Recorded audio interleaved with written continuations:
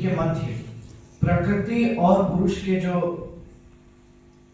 शास्त्रोचित आध्यात्मिक एवं आधुनिक जगत का संयुक्त तत्वावधान करके जो वक्तव्य उपस्थित किया है वह अपने आप में अद्वितीय है। और आपने समापन सत्र में बतलाया कि प्रकृति और पुरुष की द्वंद्व सृष्टि ही छठी देवी है, क्योंकि ब्रह्म वैवर्त पुराण में भी आया है कि भगवती की भगवान की षष्ठी प्रकृति अर्थात हमारी जो कृति है और उसमें प्रकृष्ट सृष्टि, तो प्राकृष्ट सृष्टि ही प्रकृति देवी होती है।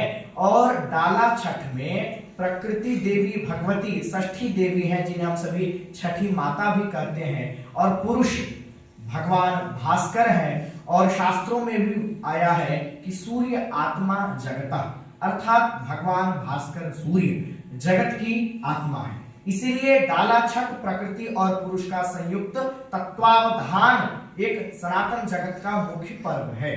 और हम सभी आज सनातन हिंदू धर्मावलंबी समय समय पर अपने धर्म, अपने पर्व, अपने त्योहार के माध्यम से वर्ण, जाति, परिवार, समाज एवं व्यक्ति विशेष को एक समूह में बांध डालते हैं। यही हमारी विशेषता है।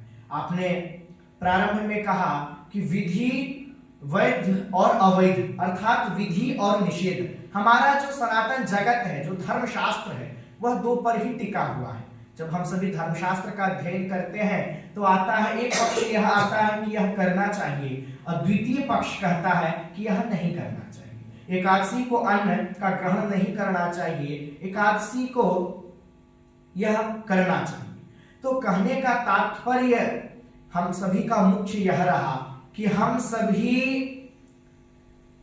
की भाषाएं अलग हो सकती हैं, कुछ संस्कृतियों में भी विभिन्नता आ सकती है, कहीं कहीं मत भी भेद हो सकते हैं, परंतु जाति की भेद से, वर्णों की भेद से, व्यक्तियों के विचार के भेद से हमारी संस्कृति भेद नहीं हो सकती। क्यों? क्योंकि भारतस्य प्रतिष्ठित्वे संस्कृतम संस्कृतिस् तथा, भारत की प्रतिष्ठा दो ही से है, संस्कृत और संस्कृति से। केरल का व्यक्ति भगवती मीनाक्षी की वंदना करता है और काशी में हम सभी बाबा विश्वनाथ की वंदना करते हैं, पर हम दोनों जब एक साथ होते हैं तो कहते हैं अन्नपूर्णे सदा पूर्णे शंकर प्रावल्लभे ज्ञान वैराग्य सिद्ध्यर्थम भिक्षाम देहि च पार्वती माता च पार्वती देवी पिता देवो महेश्वर।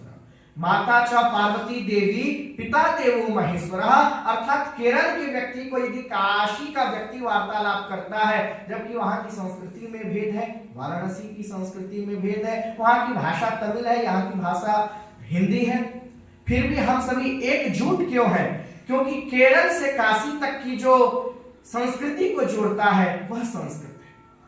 क्योंकि हमारा जो धर्मशास्त्र है, हमारा जो वैदिक धर्माचरण है, जो साहित्य है, जो संस्कृत लिटरेचर है सनातन जगत का, वह संस्कृत भाषा में निबद्ध है। और हम सभी बड़े भाग्यशाली हुए कि आज महोदय के मुखारविंद से हम सभी ने प्रकृति पुरुष विधि निषेध के उस धर्म शास्त्र कह लीजिए या अद्वैत दर्शन के उस मुख्य उद्देश्य को भी जाना। और वर्तमान समय में आपने बिल्कुल सटीक कहा कि यह सोशल मीडिया के माध्यम से या आधुनिक जगत के जितने भी यंत्राचार्य हैं, हम सभी मनुस्मृति में अध्ययन करते हैं, महायंत्र प्रवर्तनम अर्थात विकास के गर्भ से ही विनाश की उत्पत्ति सुनिश्चित होती है। क्योंकि जब बच्चा जन्म लेता है तो एक और किलकारी उठती है, और अद्वैत दर्शन का व्यक्ति जो होता है, जो दार्शनिक होते हैं, जो ब्रह्म विद्या को जानने वाले होते हैं, वो एक और मन में सोच लेते हैं कि आयु कर्म च वित्तम च विद्या निधनमेव च, अर्थात यह जन्म लिया है तो इसकी मृत्यु भी सुनिश्चित होगी। अर्थात यह विकास हुआ तो विकास के गर्भ से तत्काल उसी समय विनाश की भी उत्पत्ति सुनिश्चित हो गई। यदि मोबाइल डिवाइस का अपडेटेड वर्जन हमारे पास उपलब्ध होता है तो उसके कुछ जैसे आज के समय आर्टिफिशियल इंटेलिजेंस के माध्यम से हम सभी समझते हैं कि हमारी एक नई सोच, एक नई विचारधारा आ रही है, अच्छी बात है। परंतु इससे यह क्या हो रहा है, हमारा जो यह वर्तमान युग है हमारी सोचने की क्षमता को कमजोर कर रहा है। क्यों? क्योंकि यह कृत्रिम मानसिकता की उत्पत्ति करता है। चैट जीपीटी पर हम सभी जाते हैं, कहते हैं इस विषय पर हमें लिटरेचर मिल जाए, इस विषय पर हमें निबंध मिल जाए, इस विषय पर मुझे कैसा क्रियाकलाप करना है वह प्राप्त हो जाए, वह हमें बना के डाटा स्टोर करके दे देता है और हम सभी बड़े प्रसन्न हो जाते हैं। परंतु इससे हमारी स्वस्थ मानसिकता का ह्रास होता चला गया। 1947 में जब भारत स्वतंत्र हुआ, तो जब भारत स्वतंत्र हुआ तो उस समय एक बड़ा स्वस्थ नारा दिया गया था कि हमारी जो प्राचीन शैली थी उस शैली को उद्भाषित किया जाएगा। बहुत सारे महानुभावों ने ऐसे ऐसे अपने वक्तव्यों को उपस्थित किया जिसे हम सभी जानते हैं। परंतु वर्तमान समय में जो सनातन जगत था, अभी हम सभी महाभाग ने बतलाया कि गृह प्रवेश पद्धति में विभिन्न प्रकार की कुछ अराजक तत्वों ने कुत्सिकता भर दी है।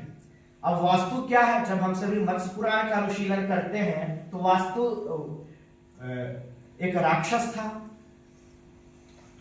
हम सभी जो वास्तु पुरुष की वंदना करते हैं, पूजन करते हैं गृह प्रवेश पद्धति में, यदि सैद्धांतिक धरातल पर देखा जाए तो वह भी राक्षस था और हम भगवान ने उसे विभिन्न प्रकार की कथाएं उपलब्ध है। तो कहने का तात्पर्य यह है कि समय अल्प है। हम सभी एक श्लोक जानते हैं, श्लोक तो नहीं उसके मुख्य सारांश को जानिए। जिस प्रकार हंस जल तत्व में अमृत तत्व को ग्रहण करता है, उसी प्रकार अनेक प्रकार की विद्याओं, अनेक प्रकार की भाषाओं में भी हम उस अमृत तत्व को ग्रहण करने की आवश्यकता है।